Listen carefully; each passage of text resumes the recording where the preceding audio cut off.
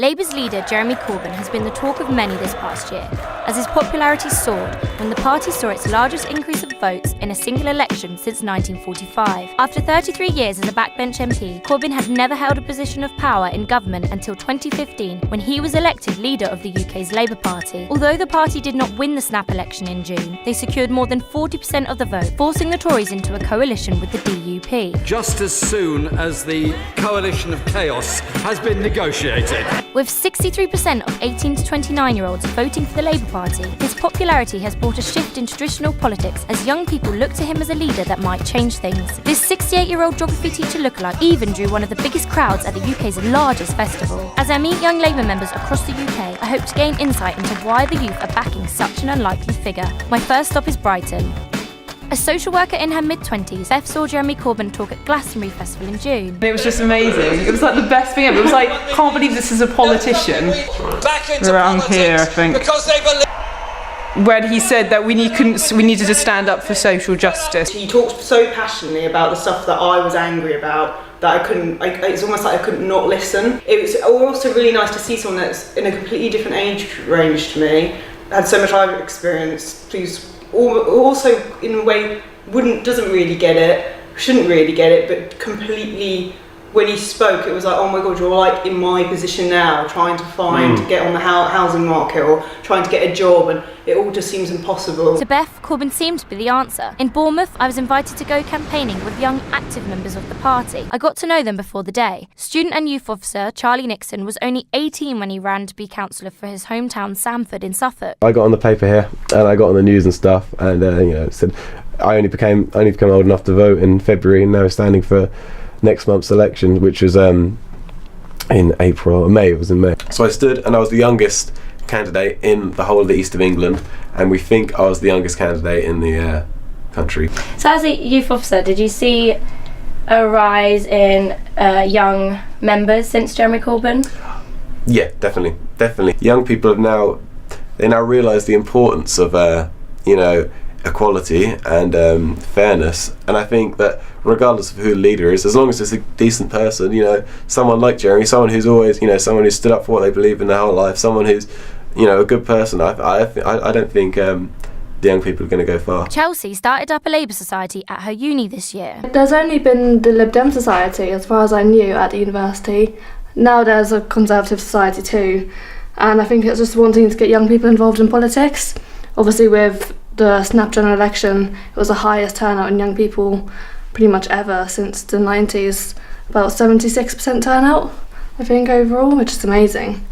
And the only real difference was Corbyn. He's different to most politicians. He seems like he actually cares about them, and he's very down to earth. He's very relatable. It's just sort of like he has an allotment and he grows his own vegetables, and he has a cat named El Gato, and I think things like that are what started to attract the attention of young people. Before heading out on campaign day, I wanted to hear from a young member of the party who was less impressed with Corbyn. Sceptical politics student Will had a different view of the Labour leader. What was weird is that I remember joining and being the radical one there. Like, I was the hard left of the Labour Party.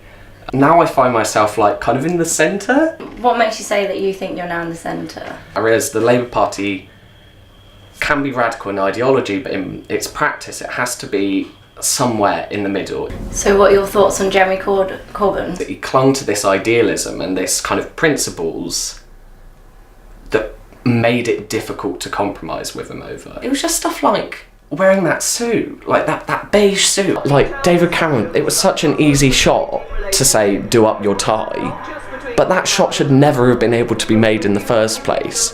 Jeremy Corbyn should have gone, okay, now I am the leader of the opposition. I'm one of the most senior members in the entire country. I have to start acting like that. Put on a proper suit, do up your tie, and sing the national anthem. Although popular with the people, Corbyn had an ongoing battle with his parliamentary party, and in June 2016, a motion of no confidence was passed by the party's MPs with 172 votes calling for Corbyn's resignation. Corbyn refused to quit and re-stood, forcing a leadership re-election, which he won, followed by a reshuffle of the cabinet. Over 180,000 new members joined the party in the space of 48 hours to be able to vote in the second party election. Needing some professional advice on what to think about Corbyn's popularity, I spoke to Nathan Scott, a politics teacher at one of the largest sixth form in the south who works with Labour's key demographic of young voters. There's one thing the British love, it's an underdog.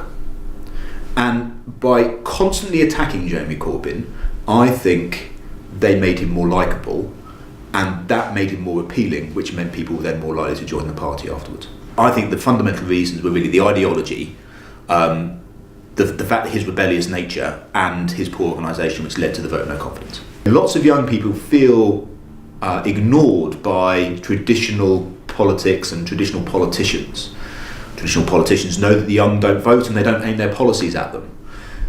So my students are feeling like Corbyn is speaking to them. I'm thinking university fees, I'm thinking housing issues. These are the issues that are bothering young people, and because Corbyn's talking about it, they feel like he's on their side. I will go as far to say he has fundamentally changed both the Labour Party and British politics. It was campaign day and time to see for myself just how inspired Corbyn had made his young Labour members. Yeah, so we're out here today in Bournemouth Square, giving out these leaflets about living standards in the UK. The tactics is sort of just thrust the leaflet so people say, hello, would you like a leaflet? And then hopefully they'll take it. Sometimes they're rude to you, but then you have to be polite. It's all about being polite. Speak to people who look interested, especially young people, because they're the ones who are going to make a change in the long run. It's the young people who are most engaged. The older people, they'll take a leaflet, but you can tell they're not going to read. They just take it just to be polite. But the younger people, I've had loads of young people come and have a chat. I've had 2 people say they might join the party, so which is good. Yeah, I think Labour's in a really good position at the moment, and if there is another snap election, fingers crossed there is, I think we should do really well and hopefully win the election. As campaign day came to an end and I finished my time hanging out with young Labour members, it seems they really do believe that Jeremy Corbyn is different to other politicians. And from the supporters I have met, maybe he is an inspiration of hope for the youth.